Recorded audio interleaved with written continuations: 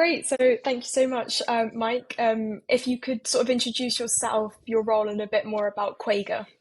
Sure, Megan. Thanks. Delighted to be here. My name is Mike McGrath, I'm co-founder and CEO of Kwayga, and Kwayga is the fastest supplier sourcing engine for supermarket buyers in Europe. So we've created a marketplace for buyers and suppliers in the food and drink sector to connect, communicate, to engage, and to transact. And that's what we're doing at Kwayga.com. Amazing. And when was Quayga founded? If you could sort of give us a little bit of your journey. Yeah, the journey, and even prior to Quake, I suppose we've been working in the sourcing and procurement space for 15 years. A lot of the work over the last 6 or 7 has been because of Brexit in Ireland and the UK and nearby. A lot of disruption to food supply chains was taking place. And during COVID, we had some time back, and we actually sat down and got out the whiteboards and started designing how AI could help, how AI could help around supplier discovery, supplier verification, and we ended up designing Quayga, which was launched in the market fully 3 years ago. We made some mistakes initially. We had a pivot last year, and now we're on a different trajectory. So it's an interesting couple of years, but Quayga is 3 years old. Oh, amazing. And what was the pivot that made you change sort of the trajectory of the business? It's a challenge a lot of marketplaces have. It's actually the building that chicken and egg scenario in terms of building up the numbers of buyers and suppliers on either side, and particularly the value that we were delivering for one side more than others. So we've created now some large utility aspect for our large enterprise buyers. Initially, we had designed Quayga to be used for smaller businesses, SMEs transacting, but we got a lot of early adoption for large global huge buyers in the space, and we decided to row into that, and we developed more utility, more supplier sourcing tools, the due diligence tools, the sourcing techniques that you need to hone online. COVID helped with that, and in terms of doing business online as well and interacting with potential suppliers. So we developed more engagement there, and that has focused and changed the business. So we now have an enterprise solution on one side for buyers. We have a platform model on the other for suppliers, and that's the differential, and that's how we've developed that growth trajectory that we're on now. Amazing, thank you. And actually, speaking to sort of other founders that operate in a marketplace model, they often found, like you said, the chicken and egg situation where trying to get buyers onto the platform, but also getting suppliers and having an equal demand on both sides. What would your advice sort of be for attracting both buyers and sellers to your marketplace? I suppose the number one thing is to focus on the real problem or pain that you're resolving for either side, and that's different in different sectors. It's different across different sizes of businesses. Really looking at the problem that they have, and the information gap that you're addressing, and that's what we did. We took a step back. We looked at the value proposition canvases. We looked exactly at where the pain and the pain gains were to be had, and that helped us to realize where we should add value and what technology can do. 15 years ago, I started a platform business called Supply.ie, and it took us years to build up a marketplace and build up the numbers.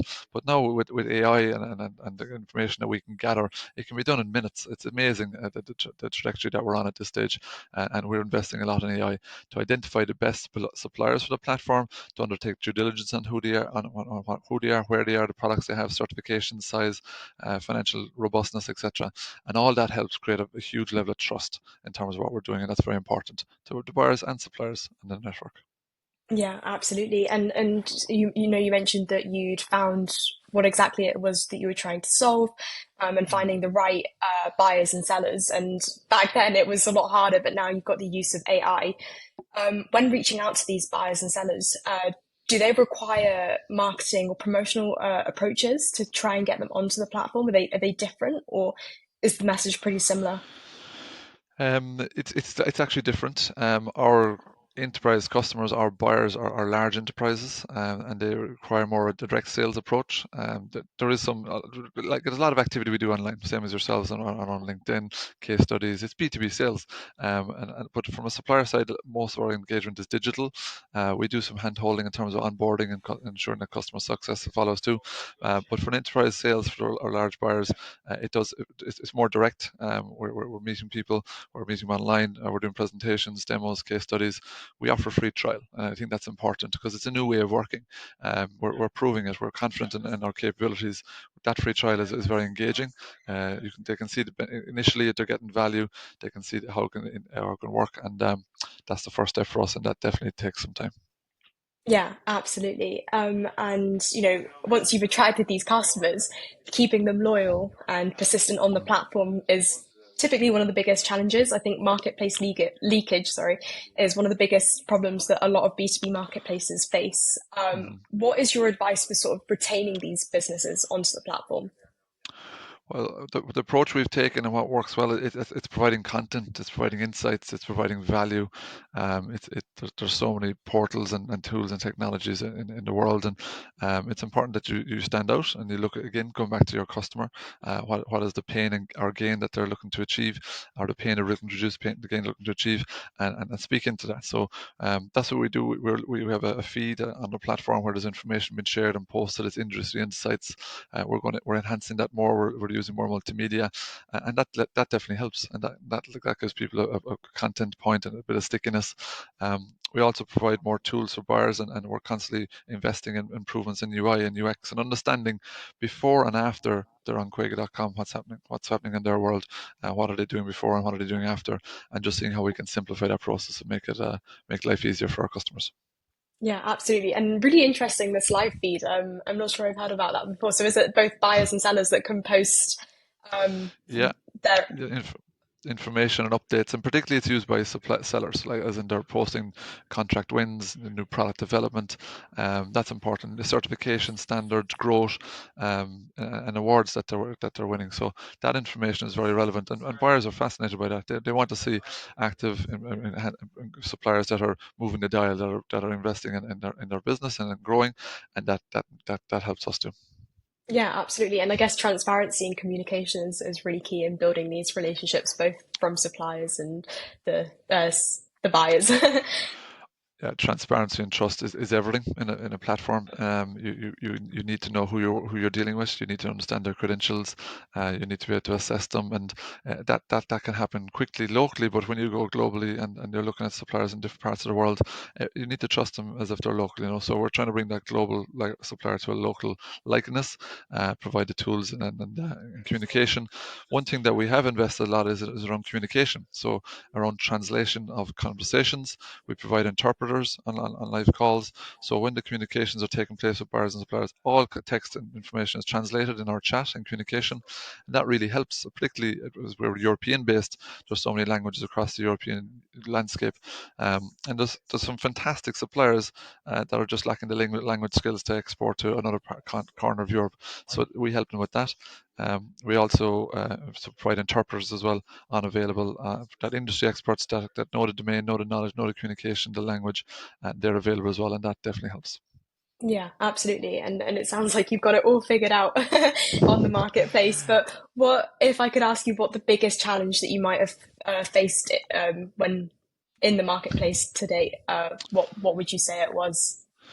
Yeah, the biggest challenge, it's ongoing, and I appreciate your confidence that it's all figured out. We're still figuring it out, and thankfully we have that start of mind for us where we'll continue to figure it out and keep asking questions. One of the biggest challenges is us actually introducing AI technology to the traditional sector, and a lot of our customers in our supermarkets would invest in a lot of technology in front of house. For us as consumers, there's lots of AI, the smart technologies in predictive analytics, insights, but in terms of investment in supply chain, investment in suppliers and back office, that's new. So we're doing quite a bit of educating. We're providing a lot more case studies and webinars and insights into what can be done with AI and bringing people on the journey. And that's definitely the kind of hurdle that we have to step over first. But it's interesting, it's exciting, and it's a good journey. Yeah, absolutely. It definitely sounds like an exciting journey to be a part of, especially as AI is developing and looking at new ways to use it. Exactly, exactly. We're experimenting a lot in regards to AI. We've used a lot of third-party tools over the last few years. We're investing in our own AI. We're creating our own models now at this stage as well. So just there's a mix between what's external and what we're using ourselves, and that'll continue. The tools that everyone's using from AI now, a lot of them will be redundant by the end of this year, and in 2 or 3 years' time, a lot of the new tools will emerge. But that's the nature of nascent technology, and it's exciting, like you said. Yeah. Yeah, absolutely.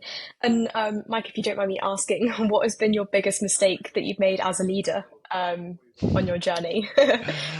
The biggest mistake, it's probably trying to do too much, personally, or even taking some of the missions that we've had as well with Kwayga. So not delegating or not bringing the guys in and sharing, and trying to do everything. So that's something that we all need to get better at. Time is so precious these days, and it's so worthwhile to get the right people in and on the journey and help and grow the business.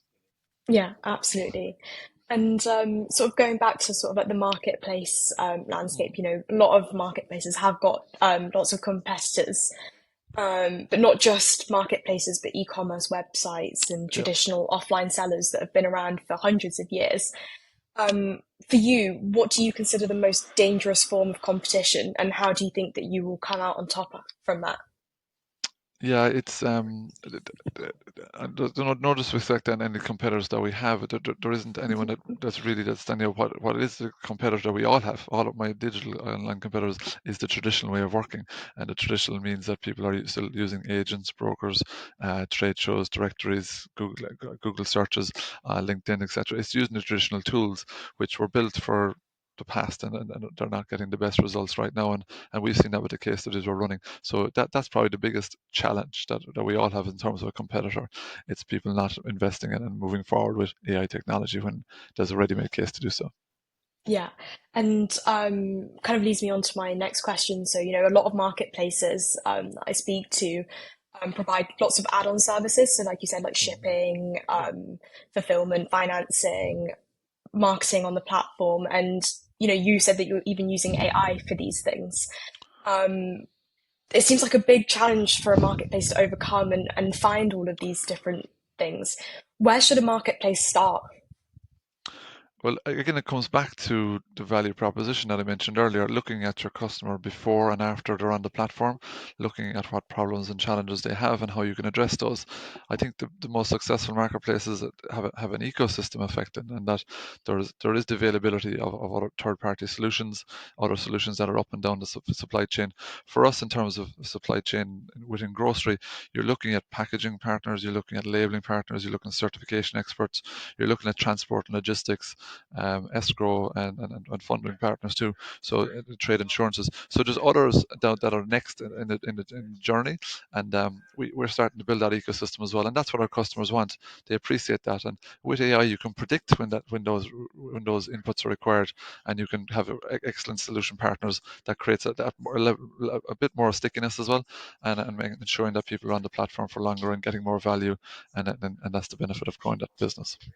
Yeah, yeah, thank you. And my final question, what do you think you believe has been contributed to your success the most?